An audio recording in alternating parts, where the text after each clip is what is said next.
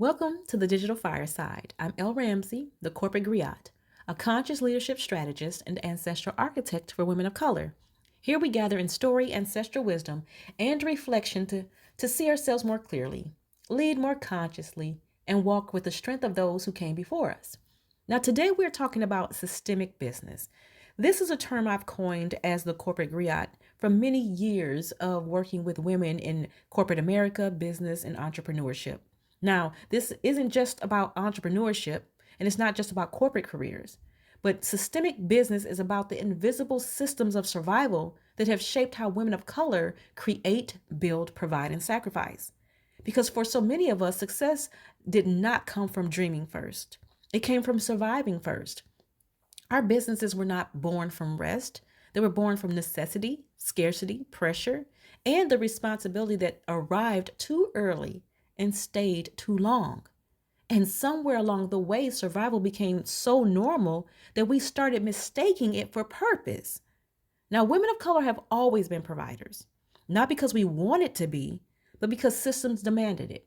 We were providers when families were broken by economics, when men were taken out of homes by incarceration, when labor was demanded from our bodies without consent, when motherhood arrived without safety, and we were providers when protection was never guaranteed. So innovation for us did not begin as ambition, it began as adaptation. We learned how to stretch a dollar, stretch our bodies, stretch our emotional capacity, and stretch our pain into productivity. And that is how many of us entered business, not from vision first, but from urgency first. Now, there are women of color with degrees stacked upon degrees. There are women of color making six figures. There are women of color running companies, leading teams, founding organizations, and yet their health is failing. Their nervous systems are exhausted. Their relationships are strained. Their dreams have become maintenance instead of magic. Some are single not by choice, but by survival strategy. Some have families, but no softness inside their homes. Some have achieved everything they were told would make them safe and still do not feel secure. Not because they failed, but because they succeeded inside a system that was never designed to sustain them. Let's be honest with the data for a moment, because the body always tells the truth. Now, Black women are 60% more likely to suffer from hypertension than white women.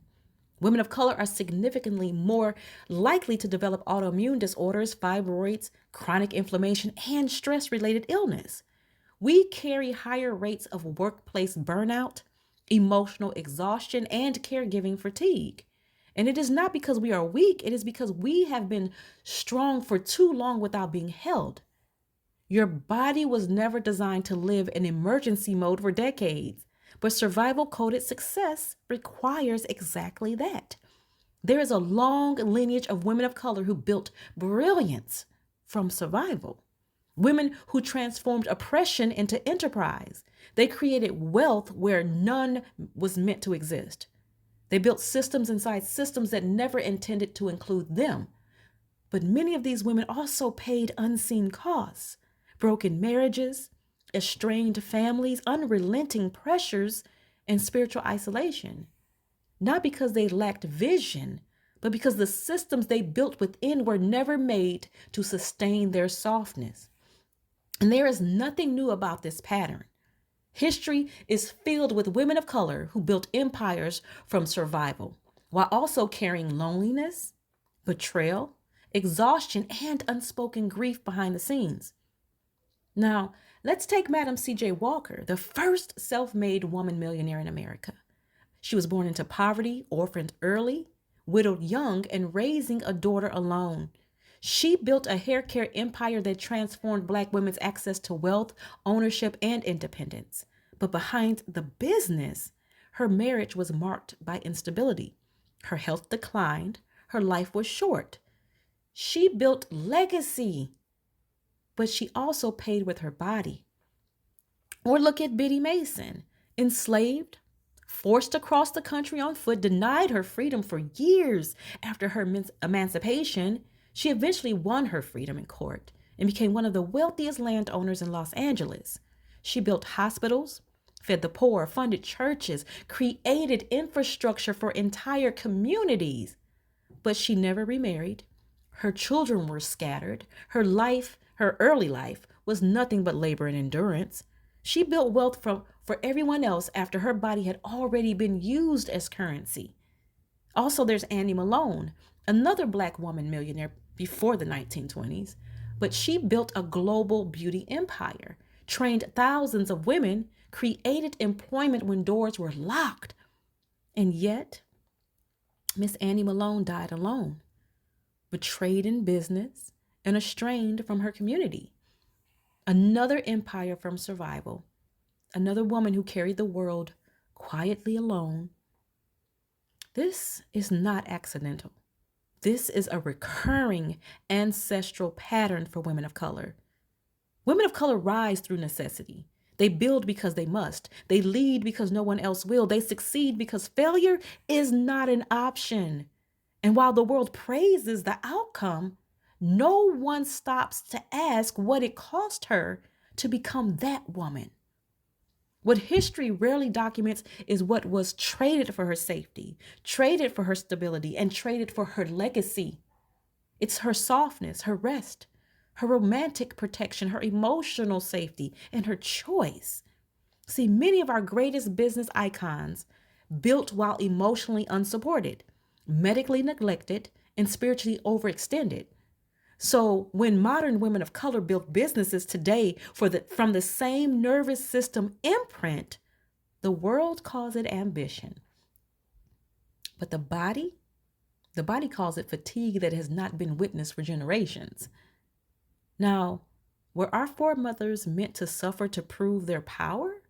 Or were they meant to survive long enough for us to finally build differently? See, that question still lives in our DNA. And how we answer it determines whether the next generation inherits another blueprint of endurance or a new blueprint of embodied sovereignty. Long before corporations, long before stock markets, long before banks decided what was valuable, there were indigenous women who were the original architects of global trade. Among the Haudenosaunee Confederacy, women were not just nurturers, they were economic gatekeepers. They controlled the land, food systems, seed lines, distribution of surplus, and agreements of peace and trade. Men could not declare war without the consent of the clan mothers. Land could not be transferred without the consent of the women. Their bodies were not exploited for production. Their wombs were not converted into labor machinery. Their creativity was not separated from governance. Economy, ecology, and spirit were one system. Along the northwest coast, among the Tlingit, the Haida, women controlled maritime trade routes, managed fisheries, directed intertribal commerce, and held the lineage rights to wealth. Their voices carried economic authority. Their bodies were not owned, their labor was not stolen, their value was not measured in survival, but in sovereignty. And then came colonization. Everything shifted. When colonization arrived, women's bodies became labor units, reproductive resources, domestic supply chains, agricultural property. Trade economies run by women were dismantled. Land governance led by women was criminalized, and spiritual leadership carried by women was labeled witchcraft. The same women who once designed systems of balance were suddenly forced into systems of survival, and survival became the new business model. So when today's women of color become the highest producing employees, the most underpaid executives, the strongest providers, the nonstop entrepreneurs, the ones who never rest, this isn't ambition alone. This is a distorted inheritance. We are not operating from the original feminine economy.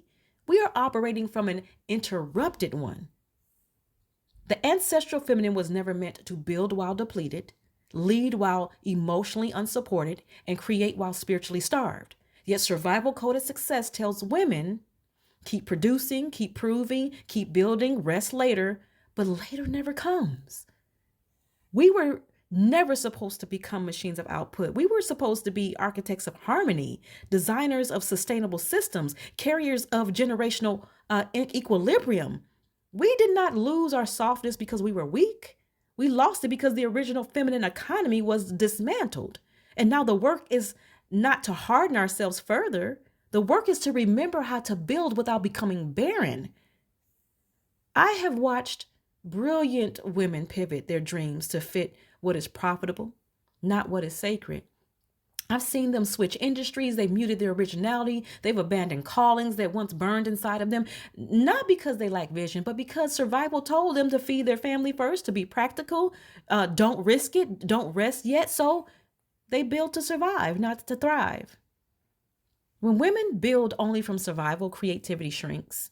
Relationships strain, health deteriorates, joy becomes secondary, and legacy becomes delayed. And eventually the soul begins whispering, this was never the dream.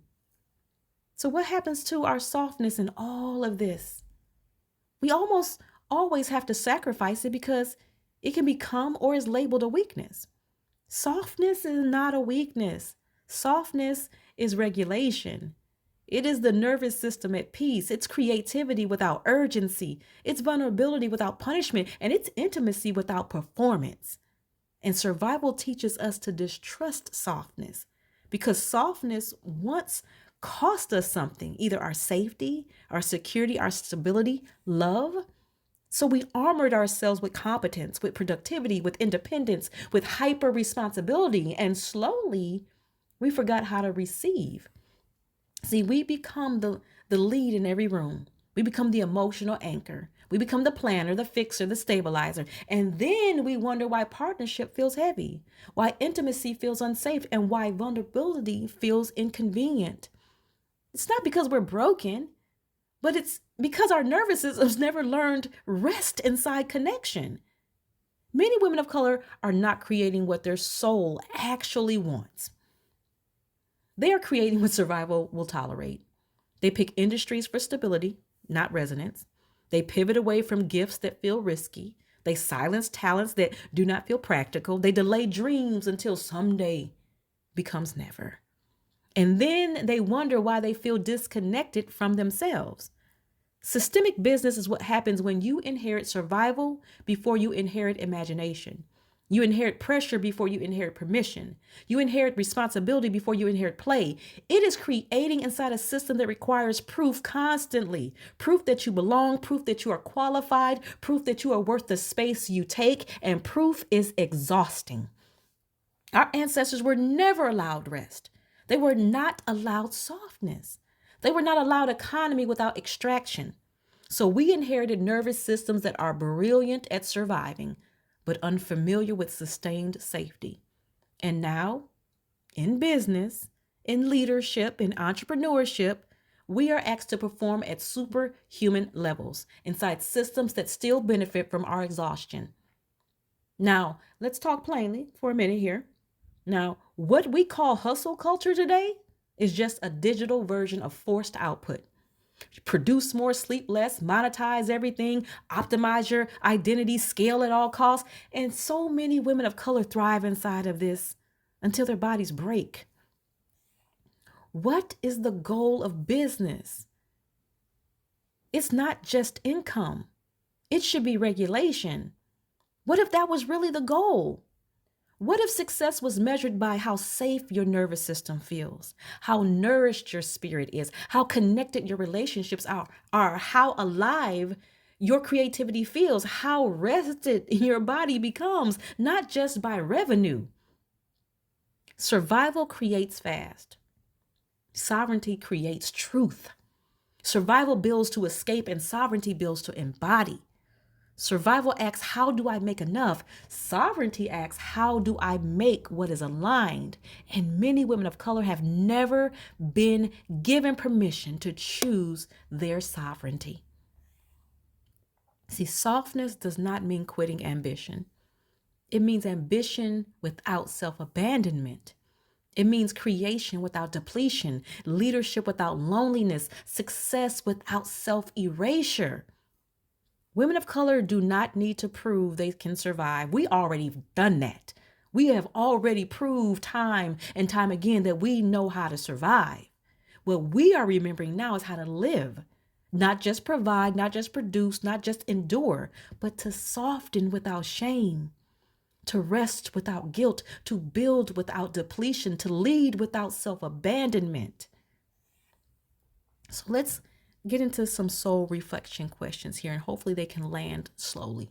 Let's ask ourselves, am I building what my soul actually wants or what my survival demands? Where in my life have I confused strength with self-neglect? When was the last time I created something that did not exhaust me? What part of me have I made small just to remain functional? Who would I become if I no longer had to prove my worth through output? Have I replicated or created a systemic business that keeps other women of color in this same cycle? Have I offloaded tasks I once did onto others that demands of them to claim my own safety and softness? You do not have to earn softness. You do not have to outperform rest. You do not have to exhaust yourself to be worthy. The world taught you to be relentless. Your ancestors desire something softer for you now. Choose softness. Choose your sovereignty. Thank you for gathering with me at the digital fireside. May the story shared here awaken the leader within you, the griot who carries both memory and vision. Sit with these reflections. Allow them to shape your choices, lead your leadership and your legacy. Return often because the fire is always here for the stories, the lessons, and the wisdom waiting to ignite in you. Keep your fire lit, your heart open, and your legacy sacred.